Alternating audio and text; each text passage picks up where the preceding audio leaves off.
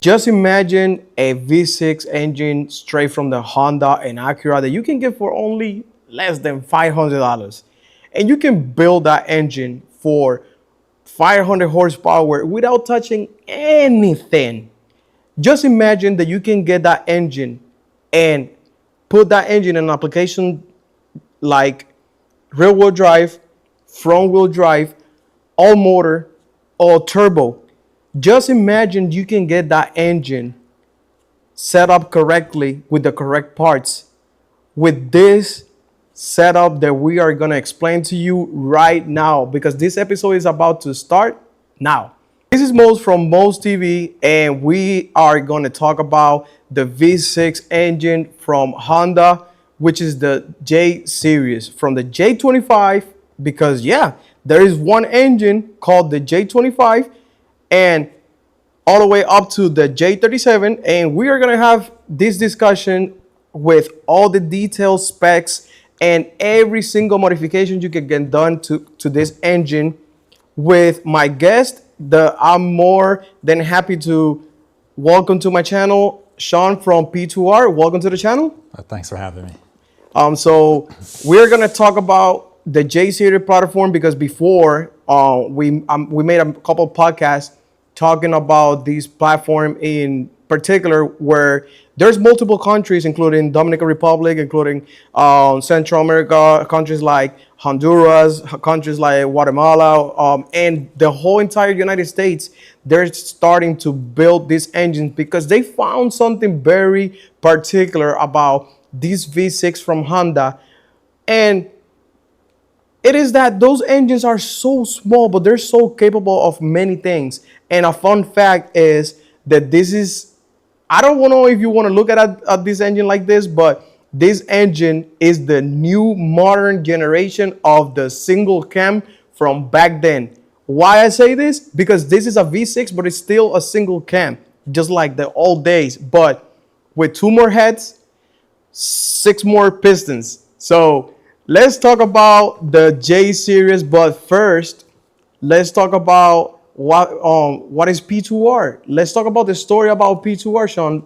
Yeah, so we've been doing pretty much the J series from the very beginning. You know, I always wanted to do stuff a little different from everybody else, and I wanted to go as big an engine as possible. So I figured the Honda J series was going to be where it was at. At the time, I didn't know much about the engine. Right. And I pretty much had to learn everything from scratch. There wasn't mount kits or anything like that available yet. But yeah, we started back in 2003. I did a J swap in a 91 hatchback Civic. And that was our first J swap car. Let's cut it right there real quick. Yeah. I forgot to do the noise cancellation. Okay. No, okay. 3, 2, 1. Okay, so the first engine that you had swapped in a Civic was the J series. Like, you start testing out. Let me rephrase that. You start testing out the J series on a Civic. Yeah, it was a 1991 Civic hatchback, like an EF chassis.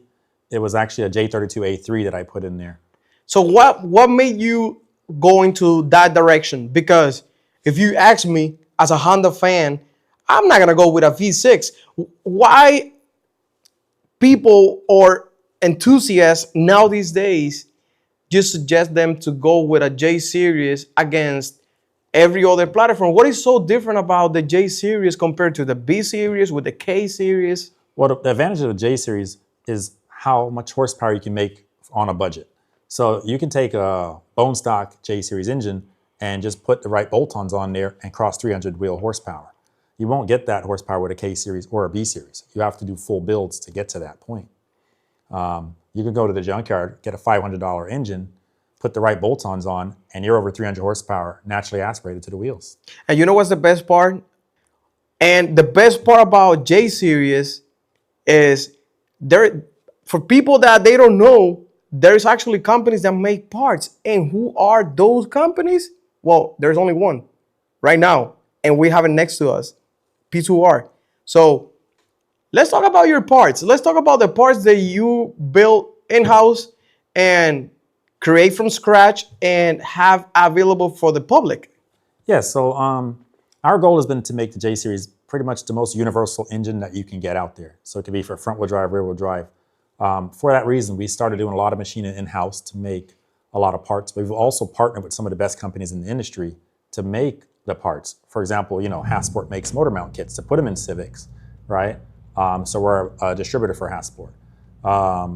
Something like in our race cars, we have like a really good header that makes good horsepower. So we developed a plug and play header that can fit those cars and help them make the good horsepower. One complaint a lot of people had in some of the applications that the motors are a little bit tall. So to try to solve that, we contacted Moroso. We spoke about making a low profile oil pan to help people clear the hood, but also clear the ground. Nice. So over the years, we've been working with a lot of people. We've also been doing a lot of development. Pretty much everything is tested here in-house. We have a lot of J-Series cars here that we're able to just test fit and do everything on. You know what's the best part about this platform that it blows my mind?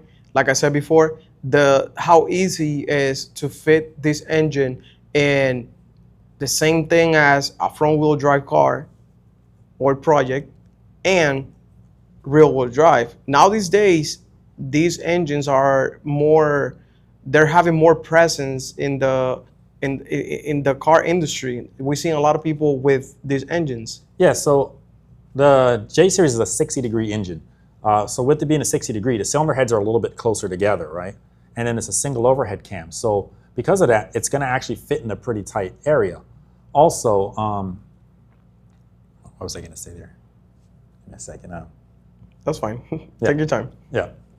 Yeah, so being a 60-degree engine, the cylinder heads are a lot closer together, which allows it to fit in a tighter space. Also, the engines aren't really that tall, but being that it's only, since it's a V, right, it's not a 4-cylinder, so you only have 3 cylinders on one side. So we're actually shortening the motor length. So if you're going in a rear-wheel drive car, if it's a 4-cylinder, that engine is actually longer from front to back, whereas the V6, it's only 3 cylinders from front to back. So we're able to fit it in a lot tighter. Now, if a person wants to make 500 horsepower just with that engine, because 500 horsepower is like a middle power range. Just the engine on straight from the junkyard, just a little refresh, gaskets here and there, spark plugs, the basic stuff. Is this engine capable of making that amount of horsepower? Let's say boosted, good fuel. What do you think? I generally like to tell people a safe point on these engines is right around 450 horsepower when going to forced induction. And the reason I say that is because the J35 in particular has a really small connecting rod. It's actually like pencil thin. However, crossing the 500 horsepower realm, I generally tell people to go to the J32. The J32 has a lot less stroke than the J35, and I've seen guys go up to 700 wheel horsepower without breaking the factory connecting rods. Oh, really? Just like that, bone stock? Yeah, bone stock. Generally, once you start going over like 12 pounds of boost, you do want to look into like a better spring package just to eliminate any opportunity for valve float. But from there, you don't really have to do much to make that horsepower. What do you see the most on single turbos or twin turbos? Most people are doing a single turbo. We've done some really nice, we've worked with people who've done some really nice twin turbo setups. Like I think you mentioned that you've seen the CRX from SEMA, from Goichi. They did a really nice twin turbo setup. We did the motor for that car. And it was a tight squeeze in a CRX. But yeah, for real. Yeah, and the hood closed without any problem. That's why I'm telling the people who are watching us right now that the fit of that engine on every single engine bay is not. It doesn't look like hard at all. Or companies like you make it look easy. That's the right term. So we've simplified the swap a lot. Like I mentioned with the low profile oil pan earlier, we're able to let people to drop the motor lower, but we've also made a low profile intake manifold. All right, so yeah, this is our P2R low profile intake manifold. This intake manifold actually sits lower than the stock manifold. And we've done quite a few things to help make it as universal as possible. If you notice the throttle body flange, we have like a little bit of a downwards angle on it. And that helps for like in a rear wheel drive application, the hood is coming down. So we actually tilted the throttle body down some. Now we didn't want to tilt it too much because in a front wheel drive application, it sits just like this. And we didn't want to like aim it towards a motor mount or anything like that. But the width of the manifold is not as big as the factory manifold. So we literally made it to where it clears a lot of hoods and a lot of engine bays. Is as functional as the OEM or even better? So it's a tough thing to try to beat the OEM manifold in all areas, right? So this manifold, especially since we actually made it shorter, we're actually reducing the runner length. By reducing the runner length, we're actually shifting the power curve higher up in the RPM band. And this manifold beats out all of the OEM manifolds at 5,500 RPMs and up. So if you were looking for like really low end torque, like if it was for a truck or something like that, this manifold may not be necessarily the best solution for you because you do lose some of that low end torque. But for everything else, wide open throttle, high RPM, this manifold is going to beat out the stock manifold. It's more focused in the clearance part. It's focused on the clearance, but it's also focused on more higher performance builds, guys that are trying to make more horsepower, right? This manifold is CNC ported all the way through. So it's ported. Yeah, this manifold is fully ported. This is a billet top plate that we make in-house. Like you mentioned, this is a titanium hardware. Not as wide. The casting was a big undertaking. I mean, it was a huge mold fees to get a manifold done. But this manifold actually comes in two pieces when we first get them in from the foundry. And you'll see that we actually have to weld this manifold back together closed. But before we weld it closed, we actually go in and CNC port all of the runners, and we open up the runners really big. We also bore the throttle body inlet, and we have an 80 millimeter inlet on this manifold. Whereas the stock intake manifolds range from 60 something millimeters, and some of them go up from there. But we have a nice big inlet, and we have bigger runners. So the manifold is designed performance from the ground up. And but we're basically trying to get the best of every world. We're trying to get as much airflow as we can while trying to make it as clearance friendly as possible. Another benefit as well that most people don't realize with this manifold, the factory manifold being that it's so much wider, if you want to change your valve covers or pop your valve covers off to do a valve adjustment or anything like that, you have to take the upper manifold and everything off. With this manifold, you can actually have free access to the valve covers, and you can actually do your valve adjustment or any other work on the motor without even having to take off the engine. I'm noticing that this one is a little more thinner. Yeah. Nice, So, interesting. Yeah, there's a lot of things we took into consideration when trying to design the manifold. How much one of these manifolds they go for? So right now the manifold out the box goes for $995. That's the full length manifold, comes with the billet top plate, all the gaskets, all the hardware, and everything ready for an install. Let's jump to another essential part of since we were talking about the intake manifold, let's talk about the runners. Yeah, so we offer the CNC ported lower intake manifold runners for all the J-Series applications. There's actually a broad range of runners depending on the year J-Series that you have. We get all the runners in from the junkyards, we clean them up, we CNC port them, we get them like new. However, some of them are actually kind of hard to source, and we ended up making our own castings. If you notice on this one, it actually has our logo in the casting. I see it. And we're already starting to improve. We've actually made the casting thicker than the factory one so that it's less likely to crack. And it also gives us a little bit more room for porting and making the ports a little bit bigger. So we're actually able to get more airflow out of our runner castings than even what you could have gotten out of the OEM piece. How much horsepower of improvement you see? Actually, the CNC runners, we've done on a lot of vehicles over the years. I mean, on average, you've seen like 7 to 8 horsepower gain by just installing the lower intake manifold runners by themselves. On the other hand, we got another one here, and this is with the fuel rail. Injectors you don't sell these injectors, right? It's only the fuel rail? we sell the injectors as well. Those we actually worked at Fuel Injector Clinic. They're actually only about half hour away from here. So we've taken all like the runners, we've taken our fuel rails, went over to their facility and got the heights and everything figured out so that we had a true like drop-in injector for the J-Series application. The J-Series factory fuel rails, they're really small, but they also have like a weird connection point at the end. So our billet fuel rails basically allows you to convert to an AN system so that, you know, whatever application you're trying to swap the J-Series into, it's easier when you can start from an AN because that's kind of a universal pattern to pretty much go on to anything else. Correct. Those injectors, what size are they? The injectors in here right now, I believe, are 1,000 cc. This actual set came off of my roll race car from the past. We have the runners available on the website. They sell for $369. However, you can always send your runners in and we give you $75 back, which puts them right under like $299 range. Our goal is to limit your downtime as much as possible. So we can supply you with a component, you can install it, and you can send back your original at any time. You know, we'll buy back your originals 1-2 years later. In your opinion, what are the benefits of having these ported runners with that fuel rail and nice size of injectors? Well, I mean, ultimately, we're all trying to make as much horsepower as possible, right? So maximizing the airflow, getting those gains there. Injectors, obviously, if you're going to do a turbo setup, right, you're going to need something bigger. Or if you're doing, even if it's naturally aspirated, you want to run E85 or anything like that, you're going to need a bigger injector. So, you know, we just make it easy for you to be able to do that. Let's talk about these different engines. Like, what is the difference between each and one of them, starting from the J25? Fun fact, that engine never came here to the United States.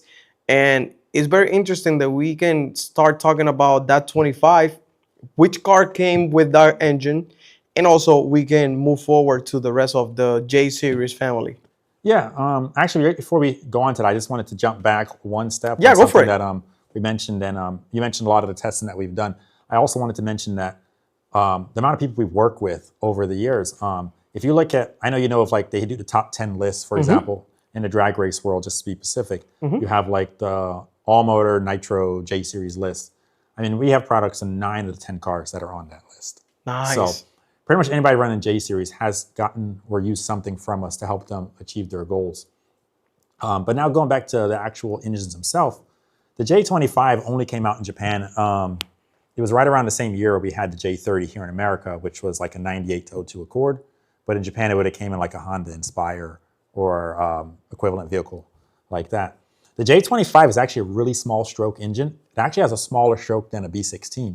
So we're actually trying to work on doing a really high revving J series engine that we'd like to do some testing with, just to kind of, one, to see how it sounds, you know, but also to see what kind of power we can make with something really de-stroked. Actually, I'm not sure how familiar you are with like the LMP2 prototype. So Honda has what they call an HR28TT. It's an LMP2 prototype car. Theirs is actually a 2.8 liter. And essentially what they did was they took like a J25 crank stroke, and then they used a J35 bore, which is an 89 millimeter bore, and that brings you to 2.8 liters. And that's what they're using for like their 12-hour endurance races and stuff. Nice. So they've seen a lot of success with that.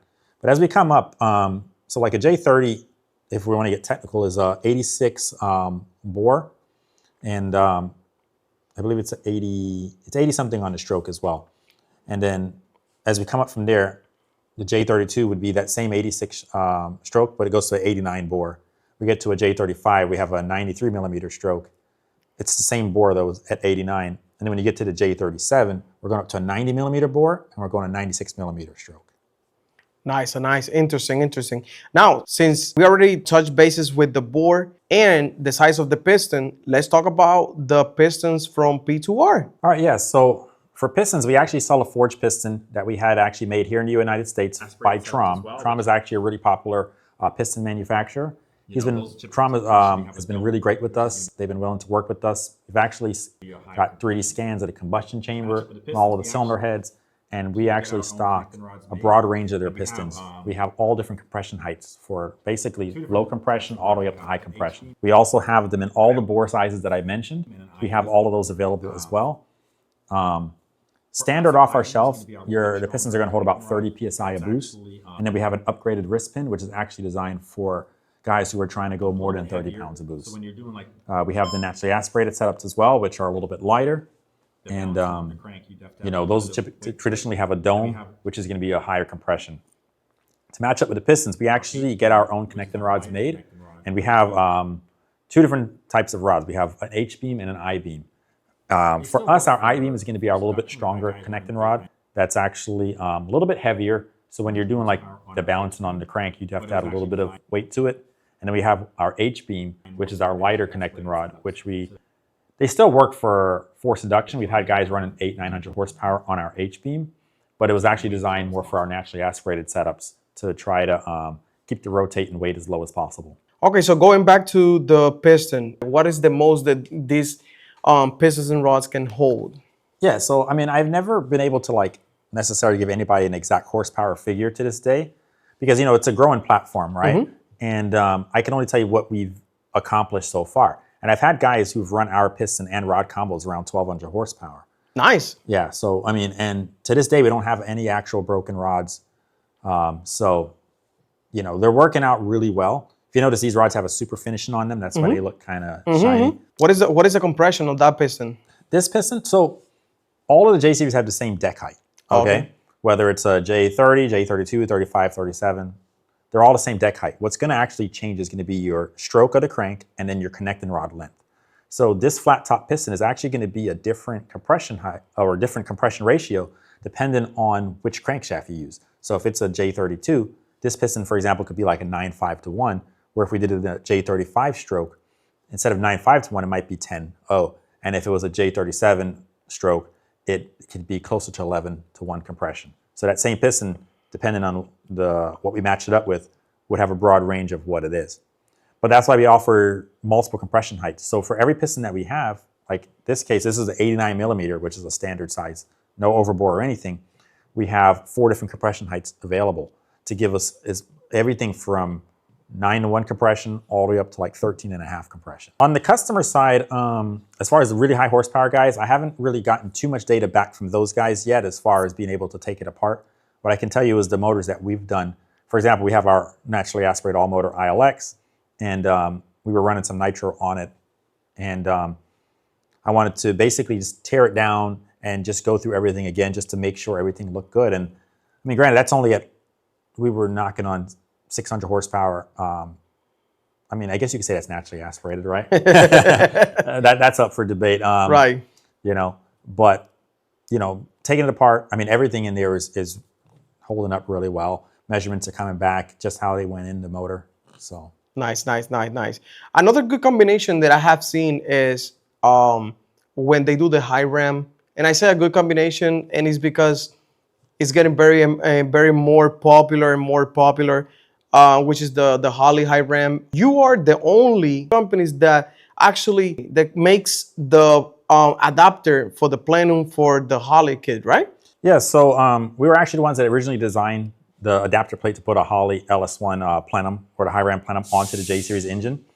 It was actually because I'd always seen people using that on a lot of other applications, and I thought it would look really cool on a J series. So we designed this adapter. Actually, the original version of this was just a flat plate with the holes for it. And then over time, we've actually done a lot of improvements to it to get the nice radius, to get maximum airflow. We also did the built-in spacer on it because we were able to actually countersink this to sit as low as possible. Because as you know, number one thing for us is to try to clear the hood on everything. So you notice this outer recess right here sits lower than the actual, and that allows us to just drop manifold as low as possible for that Holley. Even with this, people can still mount it as high as they wanted to because all you have to do is put an intake manifold spacer right here. Exactly. Which there's a factory intake manifold spacer that's really tall, but then we also make some at different heights because, like I mentioned earlier, the runner length is what's going to change your power curve. So if you want your power really low RPM, you put a spacer, you increase your runner length. The Holley actually, or the high ramp setup, is actually reducing your runner length dramatically. So this actually shifts your power curve really high up in the RPM. That's why you'll generally see like turbo guys that want to run this manifold, more so than even some of the naturally aspirated guys, unless they're on like built engines. I've seen some cars that they have the plenum facing the other way, like on the other way around. Is that part of what the spacer adapter is, or is more the plenum? Well, it's a combination of two things actually. So the Holley plenum itself is actually symmetrical. So you can actually just flip the plenum left to right. However, let's say you were looking at like our manifold or a stock manifold. On the J series, the front cylinder head and the rear cylinder head are actually the same. You can actually take the rear head and put it on the front. So the lower intake manifold runners, all you have to do is take the front runner, put it on the rear head, take the rear runner, put it on the front head, and now your manifold installs backwards. Oh, nice. But that's only with the plenum that you guys make. Oh, no, even the stock plenums will actually be able to bolt on backwards just by flipping the lower intakes around. Does it hurt on the power band somehow or not really? No, not really, because everything remains the same. The runner length and everything remains the same. The only thing is that you have to block off the EGR, which, I mean, everybody has to take that off anyways for anything performance related. So. Aquí, desde que cruzas la puerta, todo está disponible al momento, desde la gasolina racing, las llantas, los fittings, los rines, el timón del guía que siempre andas buscando, la suspensión ideal, el cover de válvula, los sincronizadores de la transmisión, y también tienen un staff que te pueden ayudar a elegir tu FuelTech ideal con los sensores, la cablería, todo lo necesario para hacer que tu seteo de FuelTech funcione a la perfección a la hora de tú encender ese autoproyecto. Con planes de financiamiento sin verificación de crédito, donde tienes 3 meses para pagarlo sin ningún tipo de interés. Enemy Motorsport, home of the best deals. We've done probably the area that we spent the most amount of time, the most amount of R&D on for these applications completely has been on the cylinder head programs. We've destroyed cylinder heads. We've cut them open. We need to see where all the water jackets are. We need to see the limitations of the cylinder head to see how much flow we can get out of these heads. We put them on the flow bench, and we've tried different port programs. We've been on and off the dyno in the beginning, and up to this day still, you know. We're always trying to see if there's anywhere we can make revisions.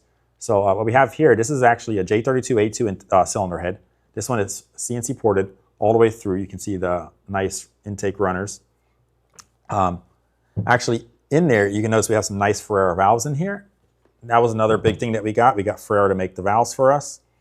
But yeah, we get about a good 22% more airflow out of this cylinder head over the factory head. Nice. You guys offer that service to the public, like so people can send you guys the cylinder heads and you guys can port it out, or also you guys can do the same thing that you guys do with the runners. Like you guys sell a new cylinder head already ported and the customer turn in the core.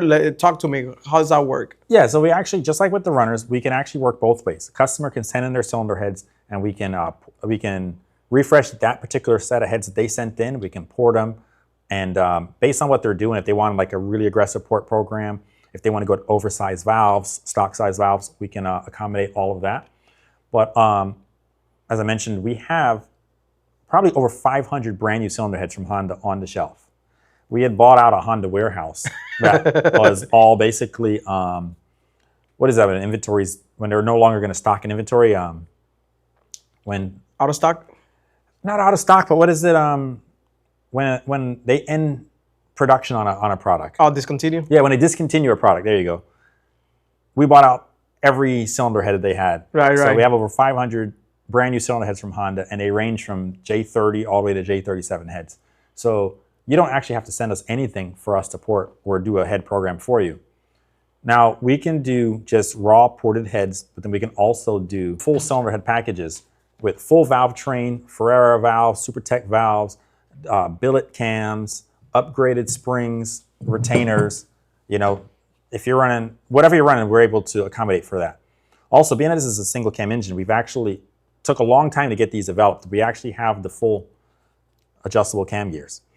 Cam gears on a single overhead cam engine can be a little bit tricky because based on where the center line of your camshaft is, your intake and your exhaust are both on the same camshaft. So when you go to advance a cam gear, you're taking either the intake or the exhaust. One way is going retarded while the other one is going advanced, or vice versa. You can never do them independently. That's where the advantage of a dual cam engine comes into play. But the billet cams that we've designed, we've got our center lines almost perfect where you want to be, so that you can just get a little bit of refinement for getting your power curve exactly where you want with adjustable cam gears that we make. Nice, interesting. What are the power increase, or up to how many RPMs you can rev your engine once you have those billet cams that you guys are offering? Yeah, so I'll give you a quick reference. For example, there was a guy who dynoed recently on a bone stock J series, made around just over 300 horsepower on M1, right? I don't remember his exact number, but it was like 310, 315. It was a popular video on Instagram recently. Then if you look at our all-motor M1 car, we're crossing right around 450 horsepower to the wheels. So between our cylinder head package, the cams, and some high compression, I mean, we've put on another 140 horsepower, naturally aspirated. Wow, and which is a total of what? How much again? I mean, in that situation, that's showing like 140 horsepower gain. A total of what? Like 400 So something? yeah, our car is right around 450 horsepower to the wheels. Wow. And I mean, we're still stretching for more because we're building a car to run in the M1 all-motor class for World Cup. We're hoping to be able to race it this year in 2026 World Cup. Which car is this, if you don't mind me to ask? So we took a unused, just like with the J series, we wanted to be different, right, from the start. Of so course. We took an Acura ILX, which is basically the same chassis as like a 2015 Civic Si. And I picked that chassis because I wanted a little longer wheelbase. I didn't want to go the EG route like everybody else. And we actually have to be a little bit heavier anyways based on the class rules of 2,100 pounds. So I picked the longest car that I can get that I felt we can bring down to the class minimum weight. So this year is going to be the big year for that car. We actually went to Gainesville last week to get some test passes. Unfortunately, it rained out. But that car right now is sitting right around 450 horsepower, like I said, to the wheels on M1 fuel. And what are the numbers on the track that you guys are looking for? So based on, well, to be honest, right out of the box, anything in the nines, high nines, I'd be happy, right? Right. But to be competitive, we got to be low nines. I mean, the K series that did pick up a lot of ground this year. I'm not going to lie, they've gotten a lot, but we're going to get there. We're going to get there. Yeah, you think the J series it could be part of the conversation? Yeah, I think what we've developed at this point, the J series can truly be a contender and be very competitive. Right now, it's been a one engine market. It's been K series or go home, at least on the naturally aspirated side. Exactly. We actually finally have H. Yeah, some H, has been in there. We finally have reached to a point where we have enough aftermarket support that we can be competitive against the K series. Nice. Now, speaking about this combo package, how much a combo package like this will look like in the P2R website? As I mentioned, we have packages that are for the budget guys, and we have packages that are going all out. So let's start from the budget guy all the way to the guy with no hesitations to spend money. Yeah, so we have a silver head package on our website for $1,500. It's called the Budget Bruiser. Oh, sounds good. It comes with a Ferrera 5000 series valve and like the standard SuperTech spring package. But then we have a set of heads like what's on our actual ILX, and that head package is honestly like $7,500. But it has Molestar 90 beryllium seats, oversized valves. I mean, it's got the works, Right. We have a over 100-pound spring in there now. So. And the cams are sold separately, right? Yeah, the cams. So we have a head package that actually includes the cams. Okay. But we also have head packages where it does not come with cams. Okay, so that package that includes the cams. The one that I mentioned there for around $7,500 does come with cams. So that includes the cams. That'll be cams, rocker assembly. We do actually do a VTEC killer at that point. Oh, nice. Actually, this camshaft that's sitting right here. So this is going to be your intake lobe. And generally, this is the 3 lobes that would be here. So this one actually only has the center lobe. So we're actually locked on big lobe at all time. So this is actually a VTEC killer setup. And what is the benefit of doing the VTEC killer with this engine? So the benefit of VTEC killer is, honestly, is rotational weight. By getting rid of the extra lobes, we're just dropping weight. Because, I mean, you can always obviously engage your VTEC through the computer at any RPM, but you still have the weight of all the extra, the rockers themselves, which add the weight, and then the camshaft that has those extra lobes. So VTEC killer is we're just going all out. We're trying to take advantage of everything, and we're dropping as much weight as possible. What about with the cam gear? The cam gear also is included, or is that sold separately? The cam gears are sold separate, and we actually make, like, I have 2 pairs here, but among the J series, and this is an area that a lot of people, I think it's the hardest area for most people to understand with the J series, because the J series came out, like I mentioned, from '98 all the way to we're in 26, and they're still using the J series. Honda didn't keep it the same that whole year span. So in each one of those generations, there's going to be some differences. In this cam gear, we have some pickup points on the back here. That's actually for the cam position sensor. That changes 3 times over the years. So we actually have 3 different versions of this cam gear depending on what J series engine you're using. Also, we mentioned the J series engine. You can get them in a junkyard for $100 to $2,500, depending on which one you choose.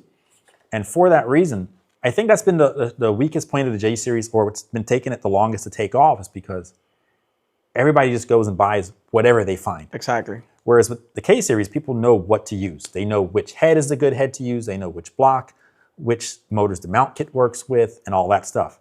So for us, we've been having to develop a broad range of the same products to cover all the applications. And we actually developed a wire harness that can run every J series engine, from the first gen all the way to the most current gen. And we did that by putting sub-harnesses for things like the cam sensor, the crank sensor. So you can call me up and say, hey, I got a J35Z6, and I can actually send you for the correct plugs for all of that. And then 6 months later, you can say, oh, I switched my motor now to a J32A2. And I can, instead of having to sell you a whole new harness, I can actually just send you those couple of sub-harnesses, and let you to continue to run that same harness. Do you do like piggybacks for, let's say, for standalone ECUs for that harness in particular? Yeah, so that harness in particular is actually meant for a Haltech Nexus S3. Okay. Yeah. What about Fluidampr? So since people are in love with Fluidampr. Yeah. You know, it's funny because I've always been more of a Haltech fan myself. Okay. So everything we developed originally was based on the Haltech. I've been getting so many requests for Fluidampr lately that we are going to offer this pretty much the same harness, but at the ECU side, it's going to be for the Fluidampr plugs. And we don't have them on the website yet, but we are adding Fluidampr harnesses really soon. Okay, so another nice product for the J series platform that I would like to talk about is the one and only, the headers. Let's talk about this. What is the difference about this measurement-wise, the flow? Let's talk about all that. Yeah, so what I can mention is this is what we call our big tube race header, okay? The goal with this was to make as much horsepower as possible. Sound was actually our second thought process on it. So we went with a big primary tube. So these are actually like 1.75 inch. Okay. There's actually like some eBay cheap Chinese headers that are on the market. Yeah. And they only have 1.5 inch primary. For sure. These headers actually make about 25 horsepower over. Like one of the keys to crossing 300 horsepower on a stock J series engine is to have really good exhaust flow. And we've dynoed these so many times, and we've had so many customers who've put our headers on and have noticed massive horsepower gains. So our runner length is designed for making the power, the size of the runners and everything has worked really well. It is going to be a lot louder than a header that has a smaller primary, and just solely because the amount of airflow that we have going out. They're polished, they look really good. We actually have a different version of this as well too, which is what we call like a shorty version. And a lot of the rear-wheel drive guys use that because when the motor's mounted sideways, this actually might come down a little bit too low and hit like the motor mount. So we have one that ends here and it has a V-band, and allows the guys to start swinging towards the rear of the car. Yeah, because you need that curve. Yeah. This is a front-wheel drive header, I would say, better yet, because it's meant to just come down and go under the oil pan and go towards the rear of the car. Nice, interesting. Whereas in a rear-wheel drive, you got to start aiming towards the rear of the car from the beginning. So you get the shorty, and then you just go towards the rear. Nice. Also, we got here your top one seller, which is the tensioner, right? Yeah, so this is our billet manual tensioner. And because the J series is actually a hydraulic tensioner. And hydraulic tensioners fail all the time. Whether it's a regular daily driven street car with a J series or it's a race car, the factory ones are always failing. And the aftermarket ones that you buy in the auto parts store, forget it. They're just trash. This is a one-time purchase, under $100, $95. You get a manual tensioner, keeps the belt tight at all RPM ranges. Nice. So that's been really good. To go with it, we've done quite a lot of products that to make the J series look really well, because that was the number one goal too. And you pop the hood and you see a K series car. One reason so many people love the K series, just the overall look of the motor. I personally, I might be biased, but I think we've exceeded the look of the K series as far as with the products that we have. I mean, we have products like this, which is our transparent timing covers. Nice. You can actually see the timing belt spinning while the engine's running. We offer these in black. It's like a smoke color because see, we've got black, we have red, blue. This is technically supposed to be gold, but it's the yellow. Yeah. Same thing. Yeah, and then from behind the cam gears, we have our billet. It's a camshaft backing plate. So the cam position sensor bolts into here and reads on those pickups that I showed you on the back of the cam. These aren't necessarily the same side, so it won't. This is a front versus a rear, but you basically you'll have the cam gear in the middle, and you'll have this backing plate, and this is in the front. It just adds for an overall really nice look. Nice. Another key component here is the Fluidampr. This is a harmonic balancer that can help keep your engine alive, especially at high horsepower builds.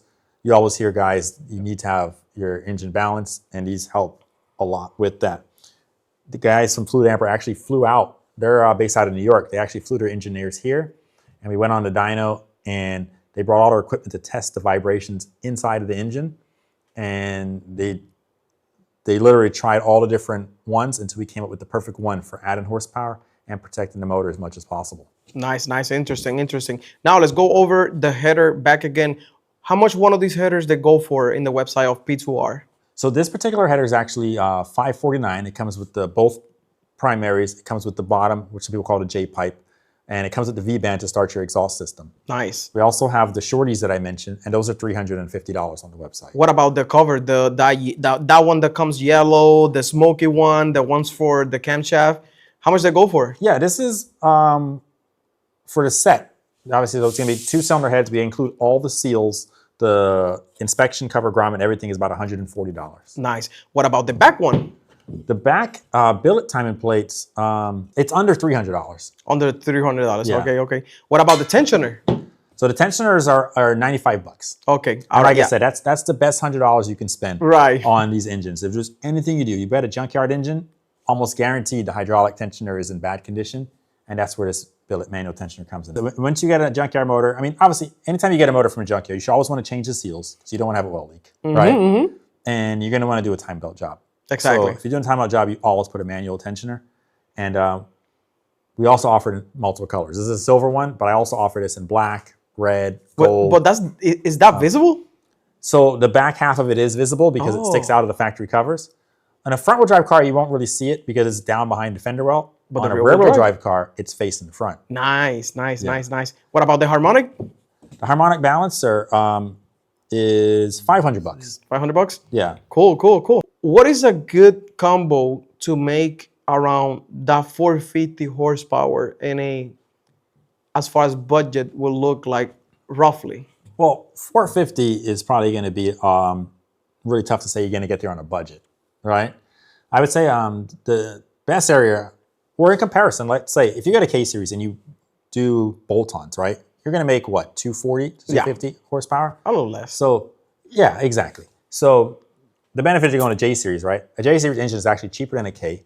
You have to do all the same stuff to swap it. Motor mount kit. Actually, let me revert. If we're talking a front wheel drive application right now, right? It's going to be motor mount kit, axles, and then just, the basics from there, right? So it's going to be the same price as far as mount kit, axles, but the motor is a little bit cheaper, right? So you have the benefit there. But also now, instead of making 220 to 240 horsepower, you're making 280 to 310 horsepower. And you can get there with just a good set of our headers, CNC ported runners, and a decent throttle body. Nice. And what is the budget looking like for all those parts together? So roughly?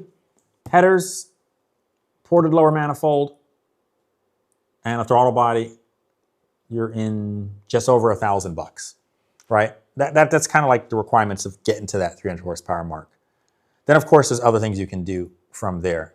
The piston, if you want like our upper manifold, which that's going to help add some more horsepower.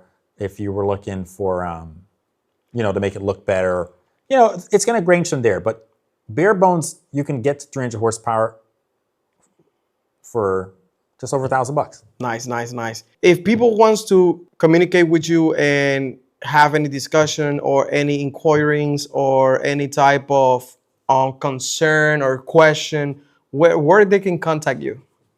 So right on our website, powerrevracing.com, we have a contact form. We're available everywhere though. We have Instagram, we have Facebook, we got YouTube, we have the website chat, and we have a phone number. We actually pick up the calls here. We have a receptionist up front. I'm not always available, but if you leave your name, number, and what you're calling about, she gives me that information and I'll give a guy's call back. I've walked a lot of guys through these swaps. I mean, because I'm passionate about seeing a J series perform well, and I like seeing people have success with this engine. Exactly. So I always try to help guys as much as I can. I guide them on what to buy, what to seek out at the junkyards and any of that information. And also, before we finish this podcast, besides these parts that we just showed on camera right now, what other parts do you keep in stock? We have everything for the J series. If we're talking J series, we have, when I walked you in the back, I showed you we have billet valve covers we're working on. We have OEM replacement components. So we sell full timing belt kits, the timing belt, the idler pulleys. We do valve cover seals and gaskets, rear main seal, front main seal, head gaskets, head bolts. I mentioned we have OEM and we have performance. Head bolts, we can do a cheap $30 set of head bolts, or we can go to a $300 set of ARP head studs. We have everything. One area I've always heard a lot of guys mention in the past was there's just no aftermarket support for the J series. Exactly. That is a thing of the past. Anything they have for any other application, we have it for the J series now, and we have it all available in stock here. P2R for the rescue. Thank you for your time, brother. Yeah, thanks for coming out, man. Absolutely. And for all of you guys that wants to get more information about this, you already heard them in. You can contact him on social media or can check the website and find the phone number. Give him a call. Give the so if he's not picking up the phone, somebody else is gonna pick up the phone. And like I said, thank you for your time. We're gonna be collaborating more often, and we're gonna do more stuff about the J series because guess what? I don't know. I might build a J series for one of my projects. Who knows if I go crazy and find a shell and swap a J series. But hey, you guys already know my thing is the rear wheel drive. And also speaking about the rear wheel drive, we cannot leave with leaving the people, my audience, hanging in the air with these questions they probably are asking themselves. Are you guys working on making adapter plates for rear wheel drive transmissions? Yeah, so we actually have quite a few adapter plates coming out over the course of 2026 to make the J series to CD09, whether it's like a Tremec, you know, pretty much a lot of J series rear wheel drive. Pretty much anything you could think of transmission wise that the rear wheel drives are using, we're going to have adapter plates coming for them. Actually, every adapter plate that we're releasing on our website, we have actual tech articles. So right now, since we did a lot of the front wheel drive platforms, we actually have J-swap guides where we show you every component you need, whether it's the shifter cables, the shift box, witch mount kit. So as we do the rear wheel drive platforms, I mean, we're going to try to sell things as plug and play as possible. Exactly. But then we're also going to have particular kits for specific vehicles. Exactly, with the instructions and step by step. Okay, that's very good. That's very nice to know. There's no more excuse of not having any aftermarket support. He has everything from the top to the bottom that you need. Just contact him, search the website, and you'll find everything you're looking for. See you in the next time. Bye.